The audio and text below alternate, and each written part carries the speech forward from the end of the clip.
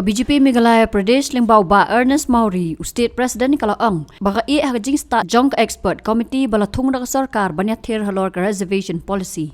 Uba Ernest Ulaang, baka party kalatung ila ka jong committee banyathir halor ka reservation, bat kan sapharu ikjing ajing mut jong ka siya ka expert committee jong ka sarkar jala.